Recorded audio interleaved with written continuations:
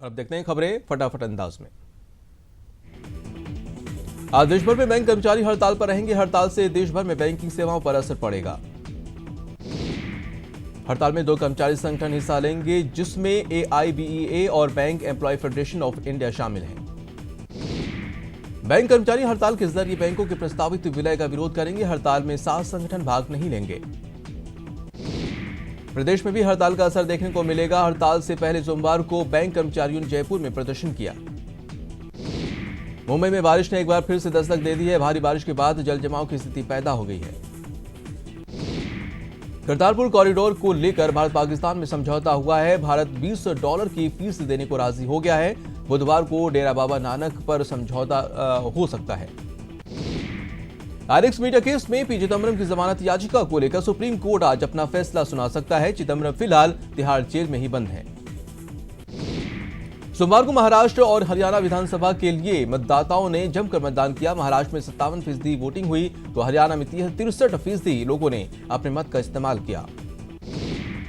Exit poll में महाराष्ट्र और हरियाणा में फिर से बीजेपी सरकार की संभावना है। न्यूज इफ्सोस के सर्वे में हरियाणा में मनोहर लाल खट्टर और महाराष्ट्र में देवेंद्र फडणवीस की सरकार की वापसी के संकेत हैं।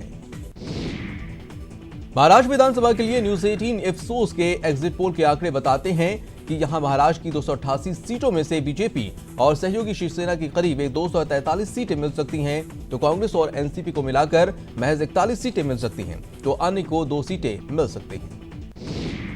हरियाणा विधानसभा के लिए न्यूज 18 इफ्सोस के एग्जिट पोल के आंकड़े बताते हैं कि यहां बीजेपी को हरियाणा की 90 में से 75 सीटें मिल सकती हैं और कांग्रेस को 10 सीटें और अन्य को 5 सीटें मिलने की उम्मीद है।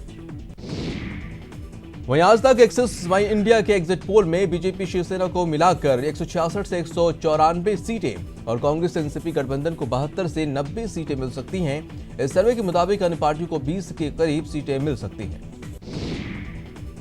आज तक के एक्सिस माई इंडिया के एग्जिट पोल में बीजेपी को 52 से 63 सीटें और कांग्रेस को 15 से 19 सीटें मिल सकती हैं। इस सर्वे के मुताबिक अन्य पार्टियों को 7 से 9 सीटें मिलने का अनुमान है।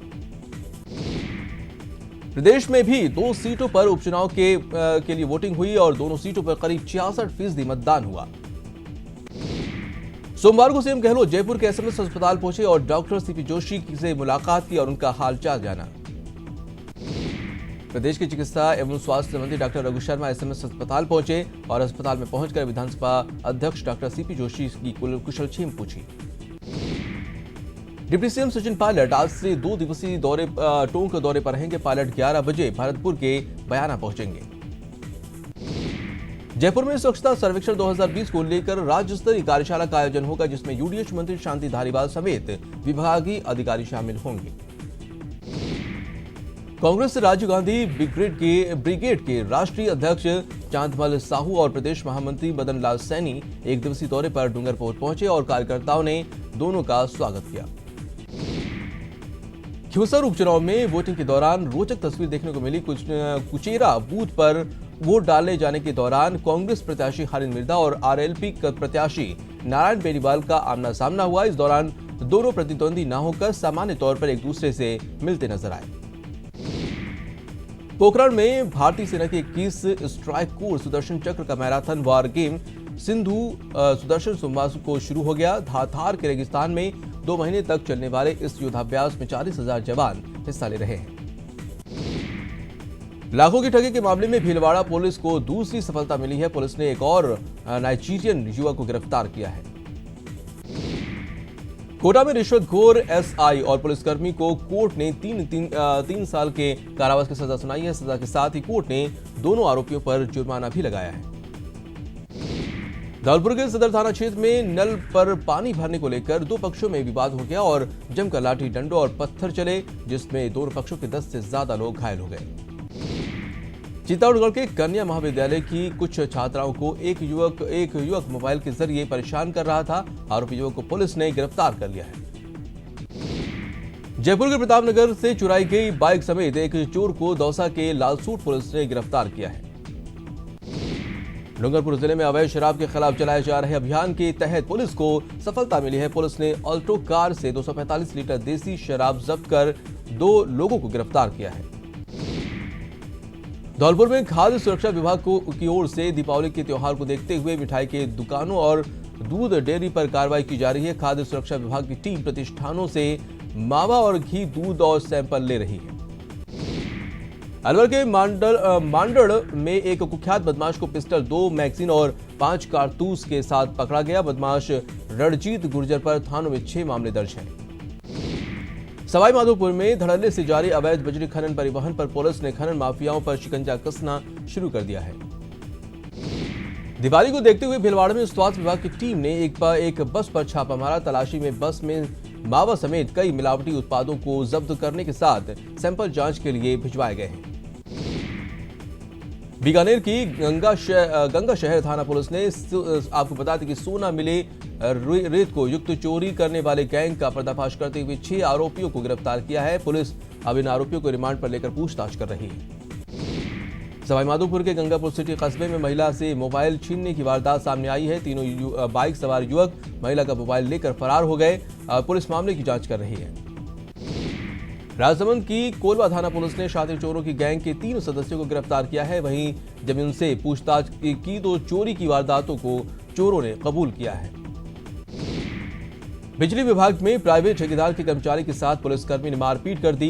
कर्मचारी किसी के बिजली कनेक्शन काटने गया था, उसी दौरान ये मारपीट की गई और जिससे गुस्साए कर्मचारियों ने प्रदर्शन कर पुलिसकर्मी के खिलाफ कार्रवाई की मांग की।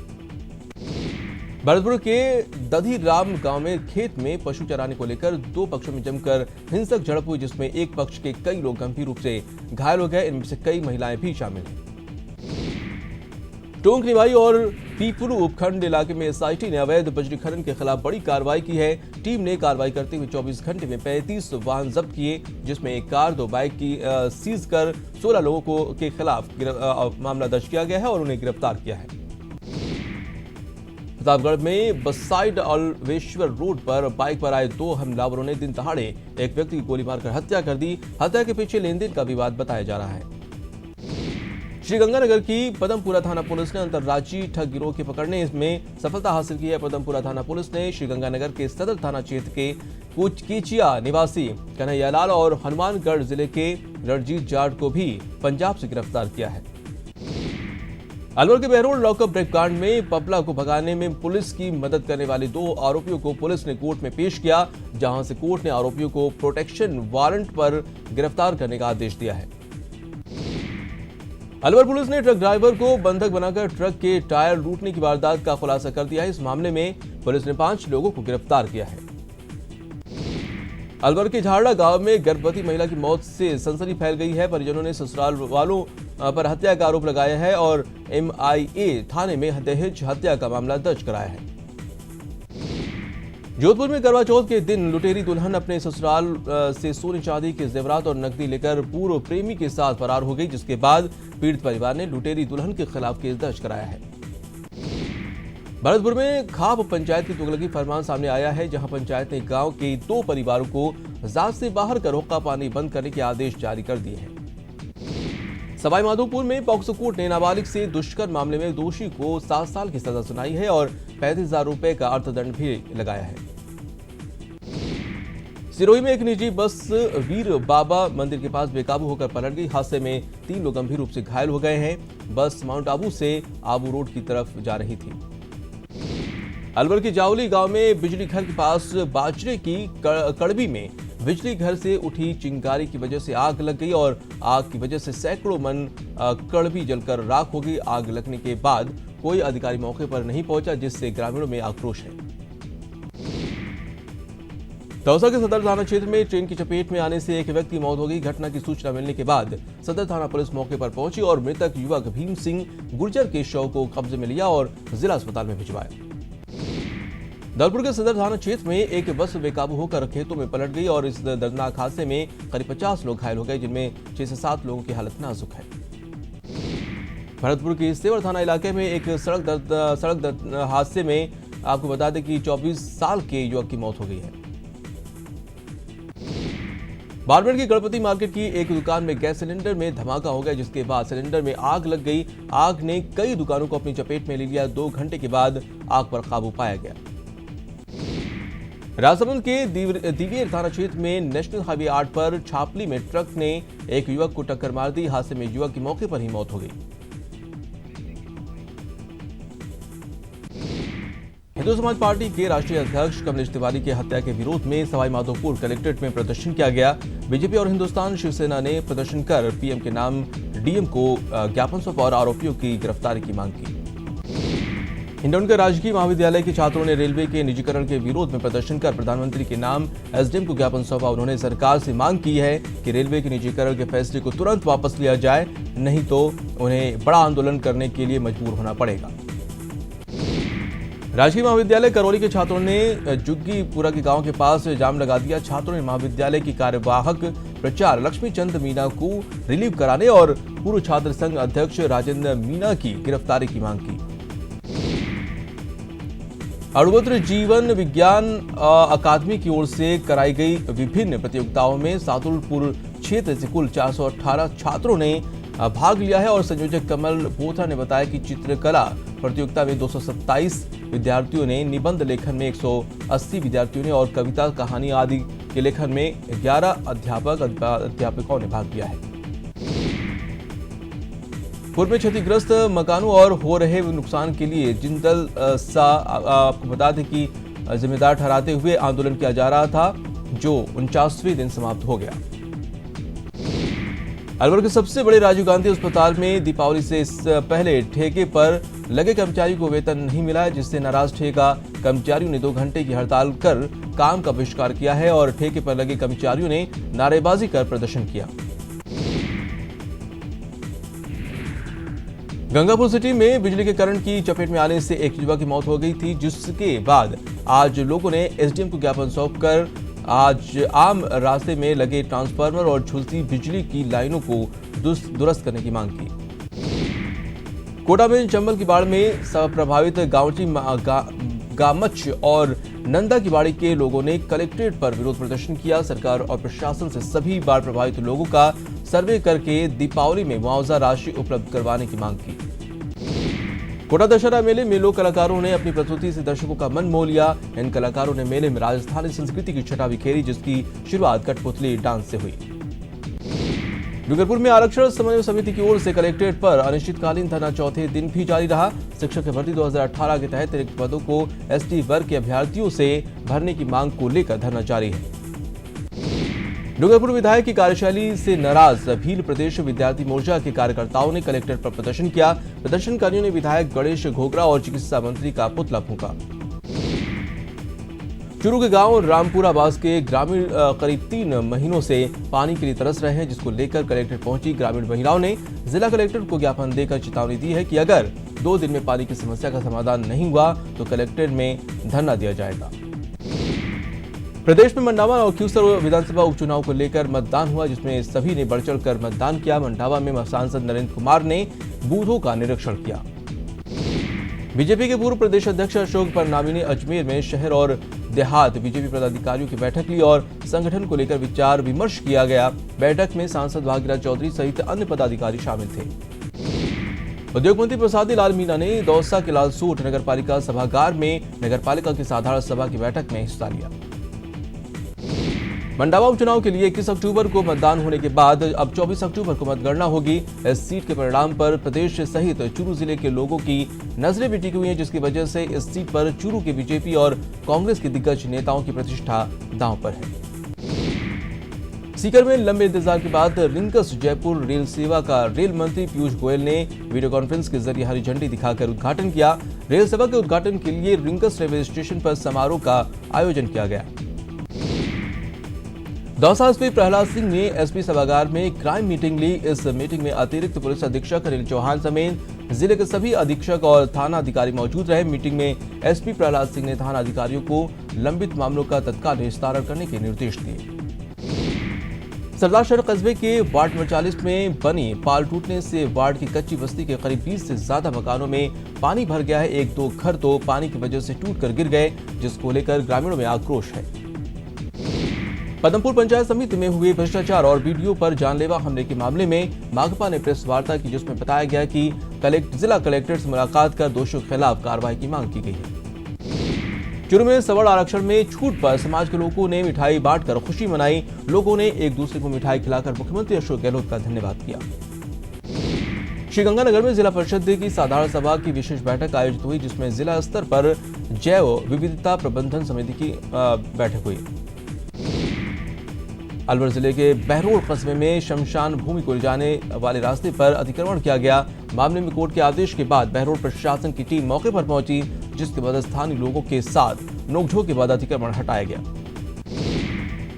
चूरू में केंद्रीय निरीक्षण दल ने कलेक्टर संदेश नायक के साथ बैठक की, जिसमें चिकित्सा संस्थानों के निरीक्षण की रिपोर्ट साझा की गई। बैठक में ग्रामीण स्तर तक स्वास्थ्य सेवाओं में गुणवत्ता को लेकर चर्चा की गई। धौलपुर जिले के पंडित उमा दत्त पब्लिक स्कूल में 65वीं राष्ट्रीय स्कूली आस्टे डो अखाड़ा प्रतियोगिता का शुभारंभ किया गया। कार्यक्रम के विशिष्ट अतिथि अभिनेत्री सारा खान, भारतीय महिला हॉकी टीम के खिलाड़ी करिश्मा यादव रहे। सवाईमाधोपुर जिले के गंगापुर सिटी में एसडीएम और एडीएम ने जनसुनवाई कर लोगों की समस्याएं सुनी, साथ ही संबंधित अधिकारियों को समस्याओं के समाधान के निर्देश दिए। जनसुनवाई के बाद एसडीएम ने समीक्षा बैठक ली। चूरू एसपी तेजस्विनी गौतम के निर्देश पर चूरू पुलिस ने रिकॉर्ड कार्रवाई की है। सड़क सुरक्षा और ट्रैफिक नियमों को लेकर 22 अगस्त को चलाए गए विशेष अभियान के तहत चूरू पुलिस ने 5,000 वाहन चालकों के चालान काटे। कोटा में अतिक्रमण निरोधक दस्ते ने बड़ी कार्रवाई की है। आरके पुरम क्षेत्र में जैन मंदिर के पास यूआईईटी के भूखंड पर अवैध कब्जे को ध्वस्त किया। यहां बाड़ा और अवैध डेयरी चलाई जा रही थी। मजदूर किसान शक्ति संगठन के बैनर तले राजसमंद के मगरा में मजदूरों के लिए जनसुनवाई का आयोजन किया गया। इस जनसुनवाई में श्रम आयुक्त पीपी शर्मा, विधायक सुदर्शन सिंह रावत, जिला श्रम अधिकारी मौजूद रहे और मजदूरों की समस्याएं सुनी। सरदार शहर की बात करते हैं, जहां पर पुलिस से नाराज होकर एक बाबा टावर पर चढ़ गए। घटना के बाद मौके पर लोगों की भीड़ जमा हो गई। पुलिस ने बाबा को समझाइश की कोशिश की, लेकिन बाबा टावर से उतरने को तैयार नहीं हुए। बाद में मौके पर डीवाईएसपी ने बाबा को समझाकर नीचे उतरवाया। कोटा में गुनाड़ी क्षेत्र के कोचिंग छात्रों के साथ आम लोगों के शुद्ध पेयजल मुहैया हो सकेगा। जलदाय विभाग ने करीब 1.5 करोड़ के लागत की पेयजल पाइपलाइन बिछाने के प्रोजेक्ट का शुभारंभ किया है। लेक सिटी उदयपुर में इस दिवाली पर ग्रीन पटाखों का विशेष क्रेज देखा जा रहा है। ज्यादातर कंपनियों ने इस बार पर्यावरण को ध्यान में रखते हुए विशेष पटाखे बनाए हैं, जिसे बेचने में दुकानदार भी खासी दिलचस्पी दिखा रहे हैं। सवाईमाधोपुर जिले को 274 नए पुलिसकर्मी मिले हैं, जिनकी पुलिस हेडक्वार्टर ने नियुक्ति की है। ये पुलिसकर्मी एसपी सुधीर चौधरी के नेतृत्व में काम करेंगे। चित्तौड़गढ़ के पास भोई खेड़ा में एक खेत में अचानक 3 सांपों के निकलने से हड़कंप मच गया, जिसके बाद इसकी खबर स्नेक कैचर और दुर्ग के रहने वाले वन्यजीव प्रेमी अखिलेश को दी गई, जिसके बाद उसको रेस्क्यू किया गया। बाड़मेर के एक बुनकर को राष्ट्रीय स्तर सम्मान मिलने जा रहा है। इस हस्तशिल्प कला से अपनी पहचान बनाने वाले मोडाराम, जिनका नाम राष्ट्रीय मेरिट अवार्ड के लिए चयन हुआ है। मोडाराम हस्तशिल्प कला से सिर्फ अपना जीवन ही नहीं चला रहे, बल्कि इन्होंने 120 से ज्यादा लोगों को रोजगार भी दिया है। राजस्थान साहित्य परिषद कांकरोली ने स्कूली बच्चों में संस्कारों को जीवित रखने के उद्देश्य से प्रार्थनाओं का एक संकल्प करवाया है और नाथद्वारा में इसका विमोचन किया गया। पुस्तक में कुल 143 विभिन्न स्कूली प्रार्थनाएं प्रकाशित की गई हैं। डूंगरपुर में दीपावली मेला के तहत सोमवार रात अखिल भारतीय कवि सम्मेलन का आयोजन हुआ, जिसमें राष्ट्रीय कवि डॉक्टर कुमार विश्वास ने हिस्सा लिया। इसके अलावा नैनीताल की गौरी मिश्रा ने भी सम्मेलन का हिस्सा बनी और कुमार विश्वास और गौरी मिश्रा ने अपनी कविताओं से खूब तालियां बटोरी। सेल्फी का क्रेज देखते हुए बीकानेर में जिला कलेक्टर कुमार पाल ने अच्छा कदम उठाया है। यहाँ के लोगों के लिए पब्लिक पार्क में बीकानेर का पहला selfie point I love you Bikaner बनाया है, जिसका लोकार्पण भी कर दिया गया है। सिरोही जिला मुख्यालय पर पुलिस शहीद दिवस मनाया गया। पुलिस अधीक्षक और उप पुलिस अधीक्षक के साथ ही तमाम पुलिस जवानों ने शहीदों को श्रद्धांजलि सुमन अर्पित की और इस दौरान परिसर में पौधारोपण भी किया गया।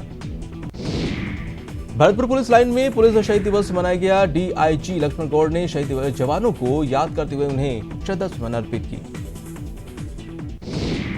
डूंगरपुर में पुलिस लाइन में पुलिस शहीद दिवस मनाया गया। इस दौरान पुलिस अधीक्षक जय यादव ने परेड का निरीक्षण कर सलामी ली और वहीं पुलिस कर्मियों ने हवाई फायर कर शहीदों को शहादत का सम्मान किया।